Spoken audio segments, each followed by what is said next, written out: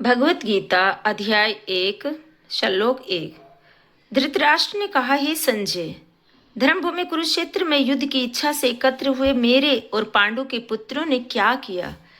संजय ने कहा, पांडव सेना की व्यूह रचना को देखकर राजा दुर्योधन ने आचार्य द्रोण के पास जाकर ये वचन कहे, हे आचार्य, आपके बुद्धिमान शिष्य द्रुपद पुत्र धृष्टद्युम्न द्वारा व्यूह रचना में खड़ी की गई पांडवों की इस विशाल सेना को देखिए।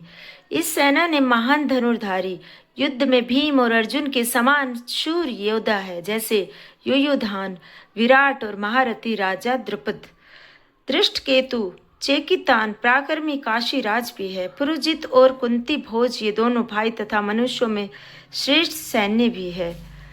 पराक्रमी युधामन्यु बलवान, उत्तबोजा, सुभद्रा पुत्र अभिमन्यु और द्रौपदी के पुत्र ये सब महारथी है। हे द्विजोतम, अब हमारे पक्ष में जो विशिष्ट योद्धागण हैं उनको भी जान लीजिए। आपकी जानकारी के लिए अपनी सेना के नायकों के नाम मैं आपको बताता हूँ। इनमें स्वयं आप जैसे द्रोणाचार्य, भीष्म, कर्ण तथा रणविजयी कृपाचार्य, अश्वत्थामा, विकर्ण और सोमदत्त का पुत्र भूरिश्रवा है।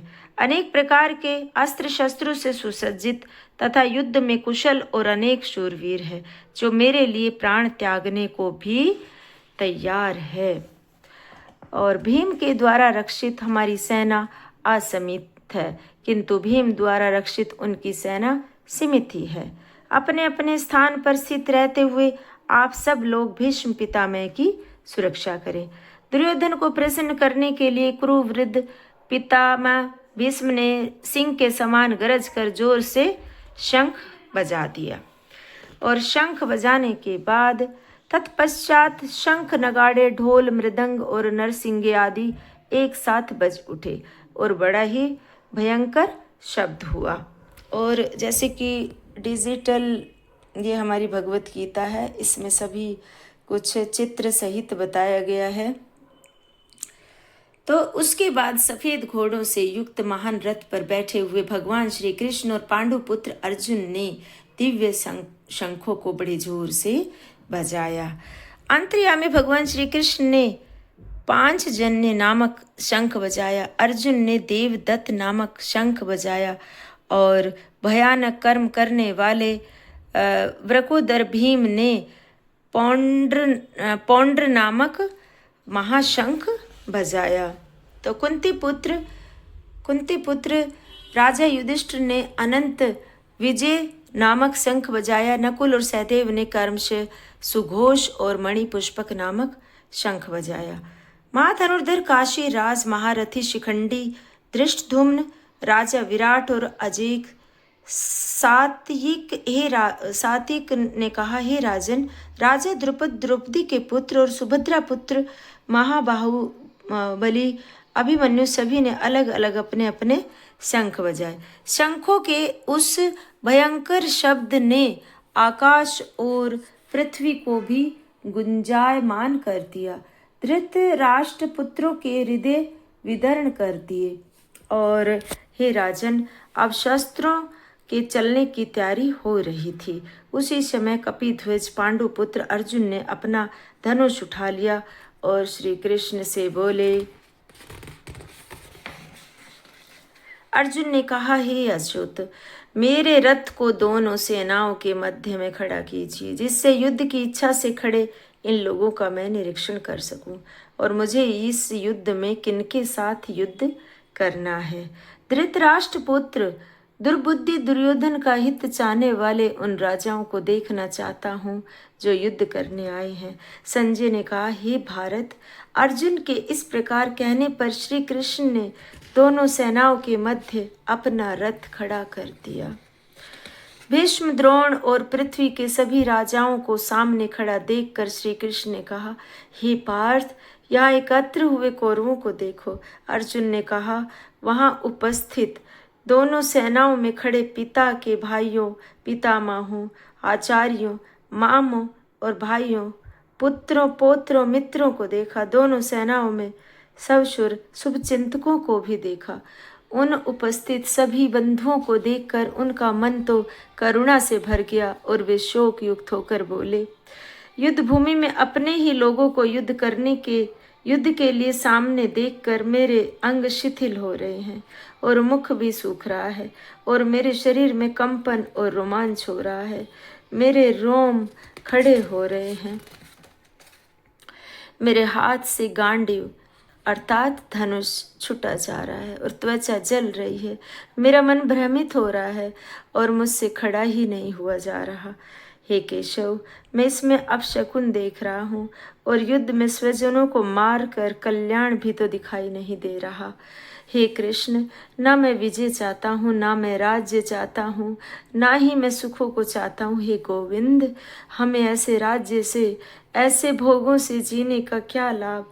हम जिनके लिए राज्य, भोग और सुख आदि की इच्छा रखते हैं, वे ही लोग धन और जीवन की आशा को त्याग कर युद्ध के लिए खड़े हैं। ये लोग गुरुजन, ताऊ, चाचा, पुत्र, पितामह, ससुर, पोते, साले, अन्य सभी तो मेरे संबंधी हैं। हे मधुसूदन, मुझे इनको मारने पर पृथ्वी तो क्या तीनों लोगों का राज्य भी मिले तो भी मैं इनको मारना नहीं चाहता। ऐसा अर्जुन ने भगवान कृष्ण से कहा। तो देखिए चित्र भी दिखाया है यहाँ पर, भगवान और अर्जुन का वार्तालाप हो रहा है। तो फिर अर्जुन क्या कहता है, हे जनार्दन, धृतराष्ट्र के पुत्रों को मारकर हमें क्या प्रसन्नता होगी।